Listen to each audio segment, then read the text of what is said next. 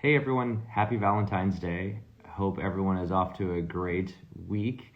I'm super excited to be hosting another episode of Party of Two. My name is Tony Shu. I'm the founder CEO of DoorDash, and every week I'm so lucky to get to chat with phenomenal restaurant owners and operators of amazing businesses and learn about their stories, their journeys, as well as some of the challenges and opportunities that they see in front of them for 2022. Joining me today will be Andy Husbands of the Smoke Shop Barbecue in Boston area. He's in Cambridge, and he has expanded actually throughout the Northeast. And I'm super excited to learn more from Andy, because I read that he was a competitive barbecue pitmaster for about 2 decades before opening the restaurant. So I'm gonna invite him here. But it's pretty incredible to see someone dedicate so much of their energy and craft to one thing. There's just so much that we can learn from Andy and the team. They've expanded actually into 5 locations now, and actually have an amazing array of things that I've seen on their website. Everything from obviously barbecue, but to catering, to events, to cookbooks, to classes, to sauces. It's an incredible journey. Hey Andy, how are you? I'm good. How are you? I'm doing really well. Thanks so much for joining us today. I read that you've been, doing barbecue for, a large part of your life. I'm kind of curious, how'd you get into it in the first place? And what was the competitive barbecue scene like? Yeah, that's a great question, because as you can tell, I'm not from the South. And to be honest, I never had a real rib or real pulled pork till I was 22 years old. Oh, wow. And I worked for a guy named Chris Schlesinger. He's my mentor, my first real mentor. And he had a barbecue place, and our biggest fight we ever got in was that I had to work there, and I wanted to be a fancy chef, and he'll never let me live that down, because now I own barbecue restaurants, of course. And when you try real barbecue fresh out of the pit, it's a game changer, and I was just so blown away. And then on the competition world, where I started competing with my best friend Chris Hart, and wow, you meet people, and barbecue becomes more than just a noun. It's a verb. It's a life. It's just a way of living, and you get to meet such great people. It was just an unbelievable kind of journey for us to start off in New England and not being very good, and 5 years of losing, to culmination of winning the World Championships, being the first non-Southern team to win the World Championships. It's just amazing. Such a passion of mine. It's just great. Well, that's incredible. And before we get to the smoke shop, I'm curious, when you, I don't know, visit either as a judge now, maybe in certain competitions, or when you go into a new place and try barbecue, what defines excellence? Like, how do you know when something has been cared for and crafted to perfection? Wow, that's a big loaded question. We were just traveling from Houston to Austin, and we must have hit 15 barbecue places in 3 days. And Wow. you can see the passion right away, just by by the food, by how they cut it, to what it looks like. And then of course, the taste and the flavor is that as well. But the places we went to were just amazing. And I don't want to be too judgy. We all have our bad days. We all have our good days. So for me, it's really about the passion, and you can see that. You can really walk into any place, and I think for all restaurants, you can walk in and feel and see that. I totally agree with you. How did you get the desire to go from, I guess, competing and winning, like you said, and being so successful on the competition tour in barbecue to opening up your own restaurant? Well, I had owned another restaurant for about 20 years before, or 18 years before I opened this restaurant. And I mean, I don't know if you've ever done anything for 20 years, but it's a lot. And I was ready for something new. I wanted a new challenge. I kind of feel like, metaphorically, I was getting my master's in restaurant, and I wanted to get my PhD. So, I had a friend, and, he kind of helps people like me realize their dreams and does kind of the back office stuff. And we partnered together, and with the like we want to do open up the best barbecue in Boston. I mean, that was kind of our goal, and to open up a few units, and it's been just a wonderful ride, and not, it's challenging and learning, Yeah. and for me, lots of personal growth, and it's just been a really great experience. How did you get the idea? I saw on your website, you've done some of those things already, right? You've won Best of Barbecue in Yeah. the Boston area, many years in a row. But how did you decide to go from, serving barbecue, something obviously you're expert in, to, classes and cookbooks and sauces and catering menus? And, it just seems like, I mean, one, like a great business decision, and frankly, two, just something that I know your audience and customers would love. But I Sure. mean, that seems like, quite a lot of work, and I'm just curious, how did you figure all of that out? That's funny, and people go, "Oh, you own a restaurant, you must work all the time." And listen, I have 3-year-old twin girls and a wonderful Yeah, wife, and that's a high priority for me. And obviously, 3-year-old, it's new. yeah, Um, yeah. but I don't necessarily delineate between work and non-work, meaning Okay. that I enjoy everything I do. And so all those things you rattled off, writing books, and I'm thinking about writing another one.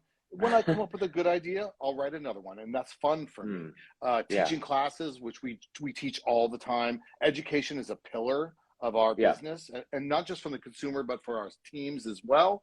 Um, it's fun and it's something new to do. My team would probably like me to pump the brakes a little bit and not do so many different things. We were doing like 5 different things this past weekend, and it was certainly a challenge, organizationally and marketing. But sure. for me, it's fun. So like, I just want to, this is what to me life's about, is just really enjoying being passionate about what you're doing and executing at the best of your capability. Yeah, it certainly seems that way. It seems like anything kind of, put your hands to and your mind to, you just like to go big. And one of the things I saw that you're going really big was actually your whiskey collection. Yes. You have the largest, collection of American whiskeys in the New England area. So I'm a Yes. huge fan of whiskey. And I'm just kind of curious, how'd you get into it? And maybe like for guests coming in for the first time into your restaurant, how do you introduce them to this pairing of whiskey and barbecue? Well, it makes sense, and I'll explain to you why. But Yeah, I actually didn't drink bourbon for a long time because I have that classic high school story of, or college story of maybe drinking too much. Um, but when you are on a barbecue circuit, when you're competing, you sure. really bourbon is readily available. So Yeah. you're kind of sipping and trying a lot while you're out there. But let's just think about bourbon. And when we talk about bourbon, we talk about charred oak.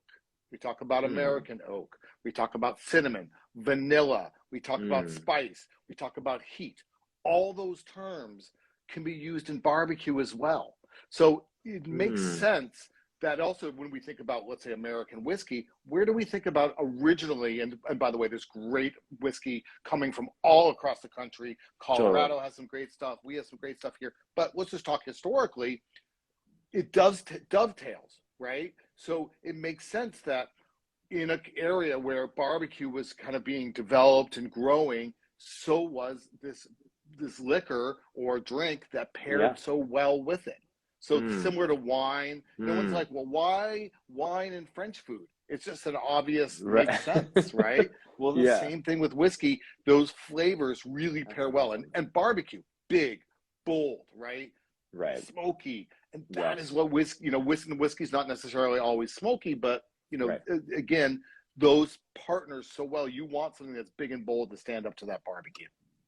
Yeah. Well, for the first time guests, I guess, visiting your restaurants, what would you recommend? Because, you have wings, you have obviously the pulled pork sandwiches, Yes. you have the whiskey. What would you recommend?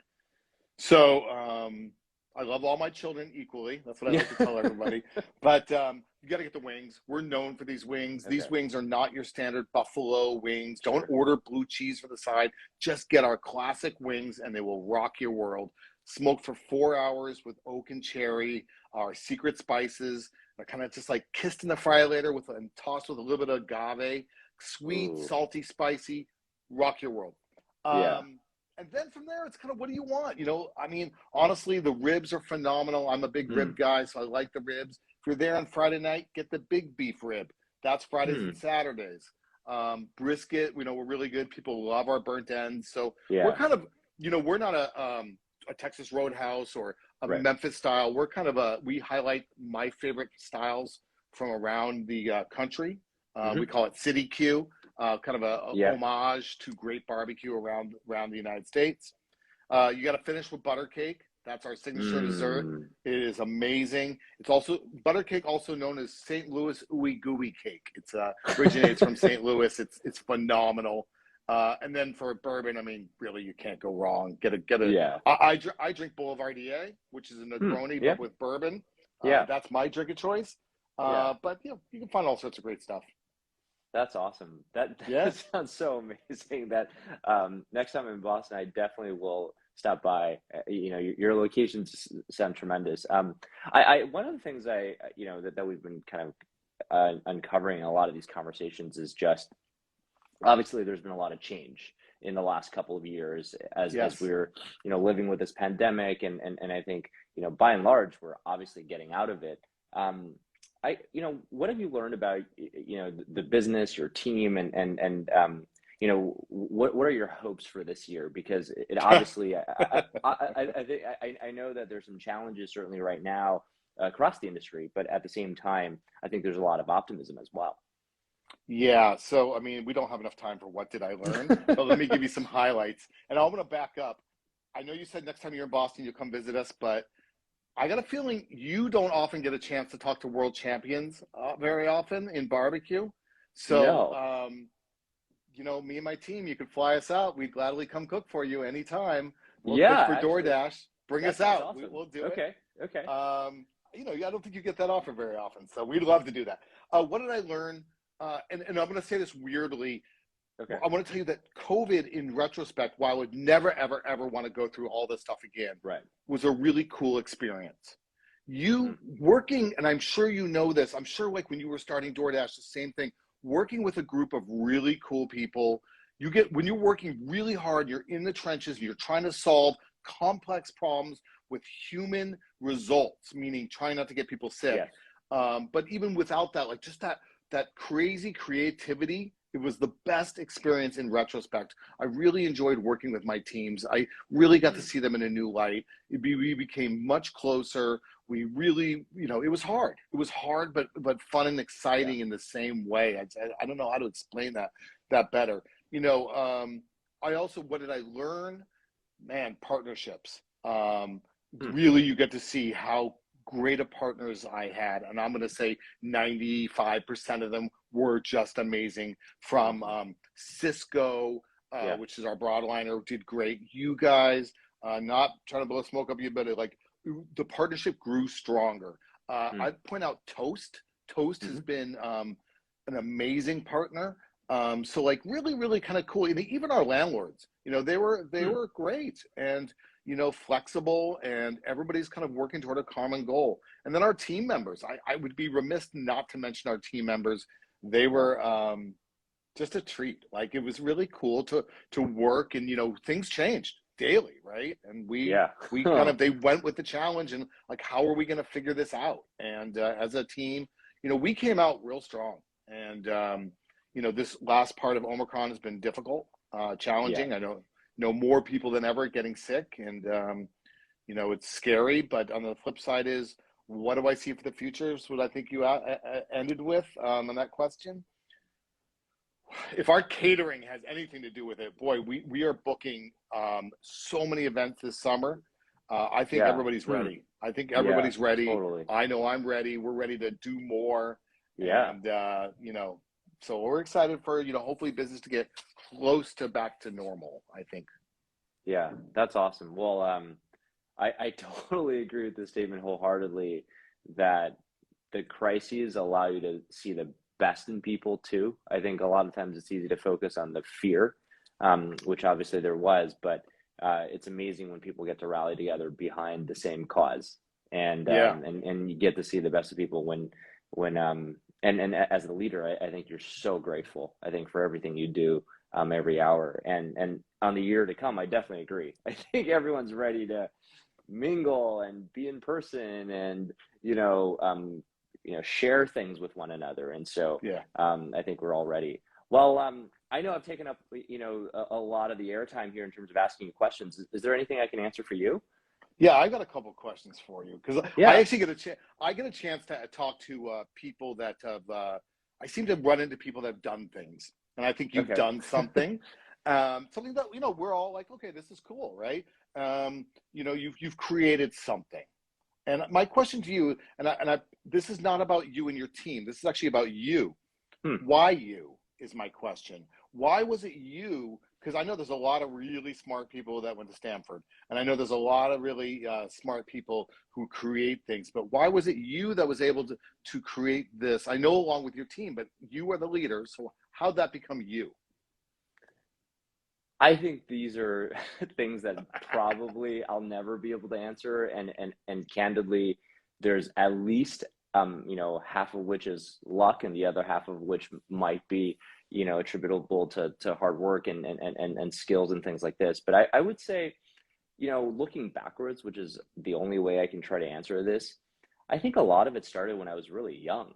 The motivation to help people like my mom, whether it was washing dishes inside of her restaurant, to I think watching her do that for 12 years as a kid growing up in the Midwest, it was just I wanted to, be associated with these people, right? Like these owners and operators of physical businesses who I always considered as underdogs, but who all, at the same time, I considered as people who wanted to, own their own destiny, regardless of the circumstances. I mean, my mom and dad came to this country with $200 right in the bank. It wasn't like, Right. The odds were like in their favor, perhaps.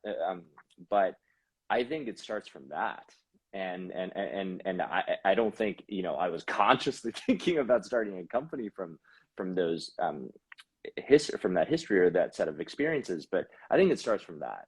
And I think like one of the things again that I attribute probably more to luck than it is any personal choice is just the things that you have to be good at to build this kind of business, where you have to be equally good at the math and the technology as you do, I think, the human side of things, of service and operations. I think it meshes really well with just the type of person I am. I always enjoyed math as a kid growing up. I've always loved team sports. That's kind of what I grew up on. It's how I learned English, actually, in this country. And I think those things, are all really like products of the past. They chose me more so than maybe I chose them, is the way I kind of look at this. And it's really hard to separate like the journey of DoorDash so far without the team. But if just to be direct to your question, I think those are some of the things that come to mind. Yeah, that's fascinating. Yeah, it's because I it's a good question to ask people, because I think most people do go back to their childhood, their upbringing, what they saw, whether it was really they saw some really good stuff or they saw some really bad stuff. They're like, I don't want to go that way, But I think it's really an interesting perspective. With Netflix, I had an interesting thought about Netflix. Is I know they had the idea when they had the VHS, but it wasn't going to work until the DVD came around. Then, of course, the digital, which is just blew it up. But was there ever a time for you where you was there an aha moment in creation that you're like, this is going to work? Like, you obviously had the idea and you were in a group or had the idea, but was there a moment where it was just like, okay, we can do this? I wish there was like one moment, because I think, as in business, there's always challenges that can make, the greatest possible success, just, I think, an inch away from failure. So I think, but look, in the beginning, the goal was just to help, local businesses, right? It actually didn't even start with the idea of delivery. And I guess if there were an aha moment, it was conversations with businesses who wanted to do delivery, but just couldn't, because it's not why they created the business. They didn't have, the people to actually go and do this. And I just thought, it seems kind of strange that New York City is the only city in America that offers delivery. That doesn't make sense. It's not like, the people outside of New York City are so different that we don't want convenience, right? We just don't have access to it. And so it was more just, I think, trying to answer that curiosity, like, why is that true? That shouldn't be true from first principles. And so that's kind of like, the quote unquote aha moment, I guess, if you will, when we started hearing, this was probably hundreds of people. It started with a macaroon store in Palo Alto, but then, we heard this over and over and over and again. And that's when we said, okay, we think there's something here. Cool. Awesome. Yeah. Yeah. Well, I mean, I just want to say, thanks for everything that you do. You're right. I don't get to meet a lot of pit masters or world champions of anything on a daily basis, but I don't get to meet a lot of people who I think dedicate themselves to a craft for so long. And I think like that, we call that chasing excellence at DoorDash. And I think that daily commitment in which you choose to make happen, which takes lots of energies, sometimes you have to overcome lots of frustration, I'm sure. That's awesome. And I just want to say, hats off to you, hats off to your team. I know it takes, a village here to win and get it done. And yes, I will definitely make good this year on trying your product, either coming to you or flying you out. But I've really enjoyed the conversation. I couldn't thank you more for the partnership. Well, thank you. It's been great. Hey, I have one last thing. Okay, request. Go for it. One last request. Every time I meet somebody from DoorDash, and I've met probably 50 people that work from DoorDash, I beg, can you please do an opt-in for plasticware? I know it's being tested in California, and I heard something like it doesn't work with toast or whatever. I don't care about any of that. You guys are super smart. It's an environmental issue and a financial issue. I have to give plasticware to every customer, even though we assume they're probably at their work or at home. If you think about it, most people, that's where I believe you're delivering. Yeah. So why do I have to give it? It's such a crazy thing. So if you could fix that, you'd make me so happy.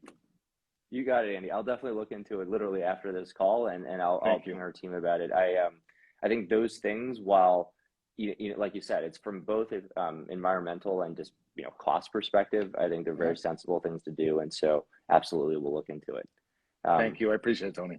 Absolutely, Andy. Well, thanks everyone for joining us for another episode of Party of Two. Please join me again next Monday, and we'll be back at 10 a.m. Pacific.